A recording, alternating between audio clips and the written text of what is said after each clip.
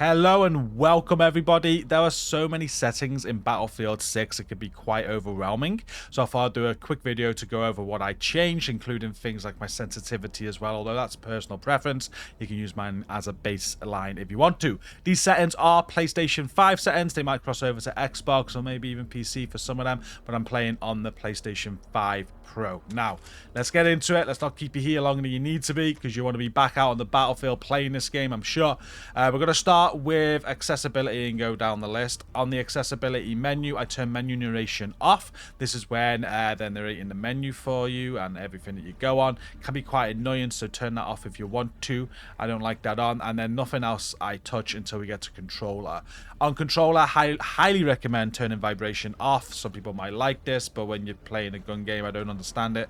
Surely you want everything just to be your aim as smooth as possible, right? So I turn that off. And also on PlayStation 5, the adaptive triggers. This is very annoying. Again, it's something I can't really use when I'm playing a gun game. Put this all the way to 0 if you're like me and you don't want those adaptive triggers. I don't know why you want to fight with your aim and fire. I personally don't get it. But hey, if you want it on, leave it on. I turn those off there. As for everything else here, I have not touched anything else in the accessibility menu. There's probably some things there that you might want to have a look through, but they are the most important things for me. Over to gameplay, I don't touch anything here. This is all... the global's all normal. Infantry, the infantry aim assist, I think it's by default at 40. Sorry, aim sensitivity, not assist.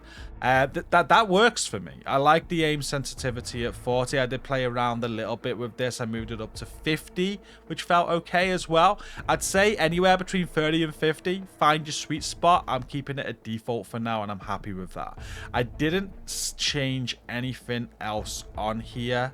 I don't believe. I think I kept everything as it was. I'm just scrolling through now just to see if anything stands out, but pretty much all default. If I have changed anything there, you can see what I've changed.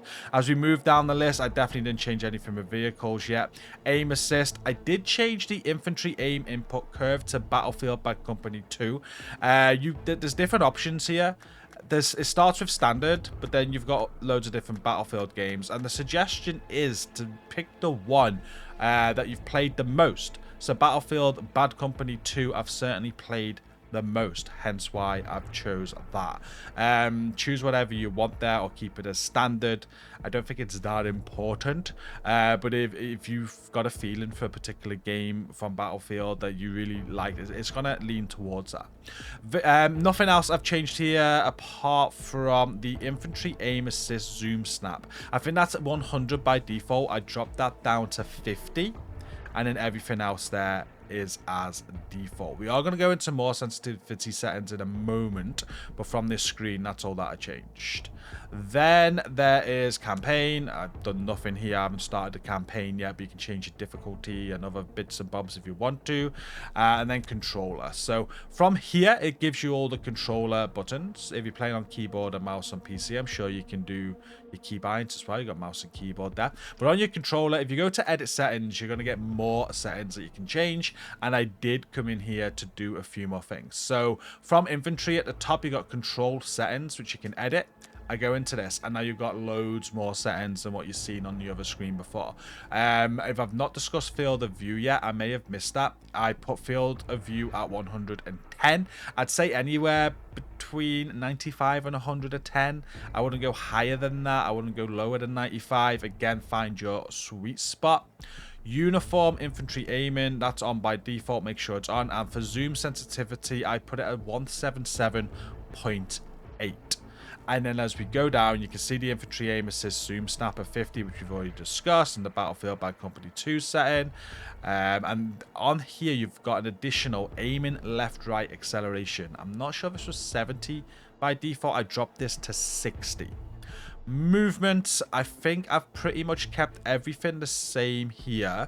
I don't have a slide button because double circles going to slide anyway, so I just keep it as double crouch to slide. And as we keep on going further down, we've got zoom. I do add something in here, so nothing changed apart from steady scope. That didn't have a key attached to it, so I added my L3 button press for that, just so I can steady my scope when I'm aiming, like holding my breath. And then the infantry zoom aim sensitivity, I believe that's 100 by default. I dropped that down to 80, and on the 125 zoom aim sensitivity, I also dropped that down to 80. It's just what I was using. I guess as I play around more of the different zooms that you can have in the game, I may also move them a little bit, but that's what I've changed for now. I guess between 80 and 100 is the sweet spot. It's just finding what's sweet for you. I haven't changed anything under this section here apart from request revive. I put to hold rather than tap, but that's personal preference for sure. Nothing too important there. And that's everything in that setting that I changed. We're going to back out of that setting now. I didn't touch anything else as we scroll down here. If we go all the way down to other, you can see the controller tuning. We've already been over this though. You can turn your vibration off in controller tuning. You can turn the adaptive triggers off in controller tuning. But what you also have here is your dead zone. Now, if you don't have stick drift on your controller, highly recommend you center your dead zone as 0 on your left stick and your right stick. So I changed center and axial dead zones to 0 on both. However, if you do have a bit of stick drift, you want to come in and increase these to account for that stick drift, or get a new controller. That's what I do personally. I love having no dead zone. I don't like having dead zones. So as soon as I get stick drift, I replace the controller. But you can fix a bit of stick drift by increasing these numbers. I think the defaults are quite high. I think center was 5. I forget what the axial one was. Might have been 6, 7, something like that. But yeah, I start off at 0 and move it up slightly to counter the stick drift if needed. The L2 and R2 buttons are already set as 0 by default. But yeah, they're for me, important changes that you want to make. And then on the PlayStation 5, under graphics, I obviously go performance. You can go performance, you can go balance. Now, if you go balance, you can see that it's flickering the screen there when I do stuff like that, because it's changing how the graphics work. But if I go balanced, it's going to target stable frame rate with a focus on higher visual fidelity. However, on most games, to be honest with you, I'm more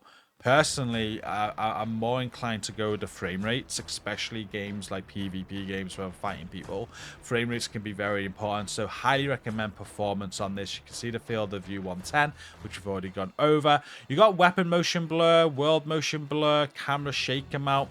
Now, I've left these at default, but as we're going through this now, like in all honesty, any motion blur or shake or anything like that, you should really set this as 0. It's not really improving your game. If anything, it's adding stuff to your game that you don't need. Again, it's a PvP title.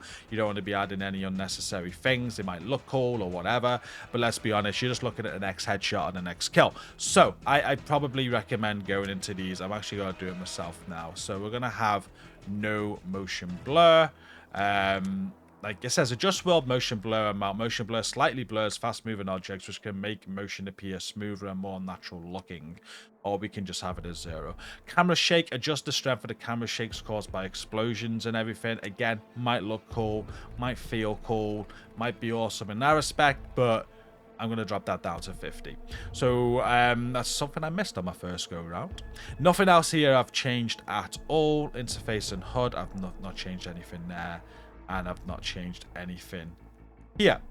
The last setting that I did anything on was audio. Now, if I'm playing with my friends, I'm always going to be in Discord, so I'm going to turn voice chat off. If you turn voice chat off, you're not going to hear people in lobbies, they're not going to hear you or anything like that. Obviously, have it on if you want to have it on, because you want to talk to people in lobbies, you want to trash talk them or whatever you want. You can then open your mic, or you can close your mic by muting it and just hear them rather than speak to them or whatever. So if you do want it on, have it on by all means. But personally, I'm a bit of I'm more introverted. I'd rather not speak to people, just play. And if I'm playing with a squad, we're going to jump in Discord and we're going to discuss things through Discord. So that's the only other thing that I changed there, and that's pretty much the most important settings in my opinion.